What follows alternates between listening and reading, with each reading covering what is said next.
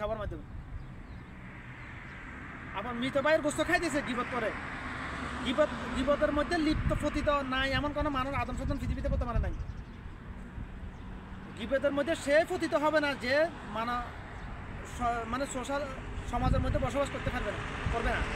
যে অর্থাৎ যে জঙ্গলে চলে গেছে সেই একমাত্র গিবত থেকে বেঁচে আছে। যে সমাজে বসবাস করে সে গিবতের মধ্যে পতিত। গিবতটাকে শয়তান এমনভাবে ফান্তাবাদ করে দিয়েছে, এটা ফানিবাদ। গিবত না করলে মানুষের মনে তো আনন্দই লাগে না। দোকানে যাও, বাসায় যাও, শুধু দোকানে না, ঘরের মধ্যে দুইজন নারী যখন একত্রিত হবে গিবত সফল করি ছাড়া কিছুই নাই এখানে। আর যৌথ পরিবার ধ্বংস হবার মূল কারণটা হলো গিবত সফল করি নারী। একটা পরিবারে একাধিক পুত্রবধূ যখন আসে তাদের মধ্যে গিবত সফল করির কারণেই একমাত্র যৌথ পরিবার বাংলাদেশে বিলুপ্ত হয়ে গেছে বেশিরভাগ। কারণ গিবত করা হারাম। গিবত করাকে মৃত ভাইয়ের গোস্ত খাওয়ার সাথে গিবত করা সেই রকম হারাম। গিবত করা এটা করা মানুষের হক নষ্ট করা সেই রকম মানুষের হক নষ্ট। যেরকম আমি যদি কারো 10 টাকা মারি খাই, যদি সেই টাকা যদি পরিশোধ না করি, যেরকম আমি অন্যের হক নষ্ট করেছি, গিবত করাটাই তদরূপ মানুষের হক। অর্থাৎ আমি যদি কারো হক 10 টাকা মারি খাই, এটা সে যতক্ষণ মাফ করবে না আল্লাহ মাফ করবে না, এটা আল্লাহর ওয়াদা। তদরূপ গিবতের গুনাও আল্লাহ মাফ করবে না আমি মাফ চাইলে। যার গিবত করেছি তার কাছে মাফ না চাইলে। অন্য একটা বিকল্প রাস্তা আছে মাফ নেওয়ার জন্য। এবং কখন কার গিবত করে ফেলেছি এটা তো জানি না। আমরা তো এটাকে গুনাহ মনে করতেছি না। জানবো কীভাবে? গিবত যে এত বড় জঘন্যতম পাপ, মানুষের হক নষ্ট করা, এটা মৃত ভাইয়ের গোস্ত খাওয়া, এটা তো আমরা গুনাহ মনে করতেছি না। মুসলমান নাম ধরে আদম সন্তানগুলো এটাকে গুনাহ মনে করতেছি না।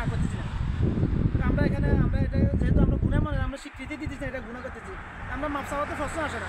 আমরা কীভাবে জানবো?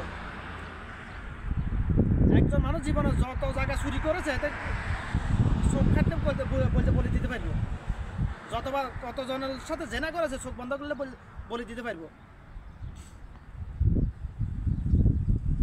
কতজনের সম্পদ লুণ্ঠন করেছে চোখ বন্ধ করলে বলে। কিন্তু গিবতের বেলা সে বলতে পারবে না কত মানুষের গিবত করেছে।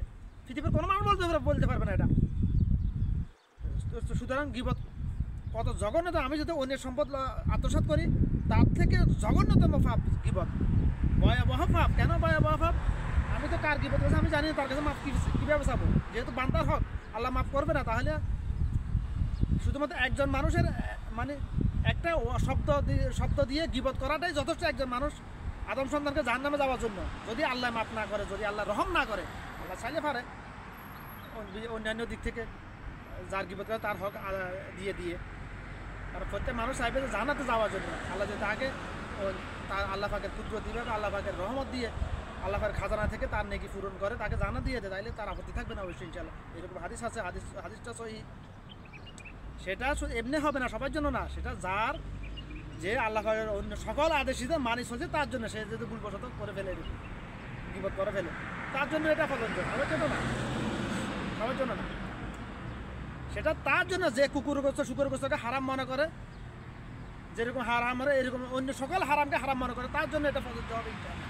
অন্য কারোর জন্য না এটা। আমি আর কীভাবে বললে মানুষ বুঝতে পারবে? বুঝে আসতেছে না আমার। আমি যে বলতেছি এই যে আমার কি ক্ষমতা আছে বলার? নাই, ক্ষমতা নাই। আমাকে আল্লাহ যখন যতটুকু বলার তৌফিক দিতেছে ওটাই বলতে পারতেছি আমি। এখন এই মুহূর্তে আমার মাথায় এটা আসছে, এখন এই জন্য কথা বলতেছি। একটু পরে এটা বলে যাবো আমরা, একটু পরে হয়তো আরেকটা চলে আসবে মাথায়। এই জন্য এখনও মাথায় আসছে, এখনই বলতেছি কথাগুলো। এরকমই আমি আমাকে প্রমোট করার জন্য, আমাকে ভাইরাল করার জন্য আমি কথা বলতেছি না। আল্লাহর কসম করে বলতেছি আমি। আমার একটাই উদ্দেশ্য, একটাই লক্ষ্য। আমার জীবনবিদ্যা আমাকে যারা চিনে জানে, তারা আমার লাইফ স্টাইল অ্যানালাইসিস করলে বুঝতে পারবে আসলে আমার কথাটা বাস্তব কিনা। আমার একটাই উদ্দেশ্য, আল্লাহর জমিনে আল্লাহর দ্বীন কায়েম করা, ইসলাম কায়েম করা, মানুষের অধিকার প্রতিষ্ঠা করা। একটাই উদ্দেশ্য আমার, অন্য কোনো উদ্দেশ্য নেই। যে উদ্দেশ্যে আল্লাহ পাক পৃথিবীর সকল নবী রাসূলকে পাঠিয়েছেন, ১৬ লক্ষ নবী রাসূল পাঠিয়েছেন, লক্ষাধিক নবী রাসূল পাঠিয়েছেন, আমারও উদ্দেশ্য ওটাই, অন্য কোনো উদ্দেশ্য নেই। ক্ষমতা তো আমার কাছে নাই, আমি শুধু বলতেছি বাস। আল্লাহর দ্বীন কায়েম করার মালিক হচ্ছে আল্লাহ। আল্লাহ যদি চাই হবে। আল্লাহ যদি চাই আমাকে কোনো এক সময় কোনো না কোনো জায়গা নিয়ে বসাইতে পারে, ক্ষমতা বসাইতে পারে। কারণ দ্বীন প্রচার করা লাগে করার